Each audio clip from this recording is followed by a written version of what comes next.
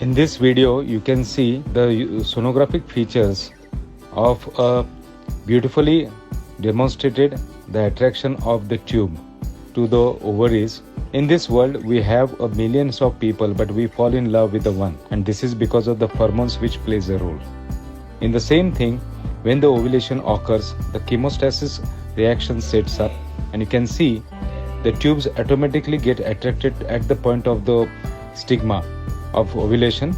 The ovum gets released, and you can see the femoral processes going to engulf that particular area, and this is called as nature's first kiss.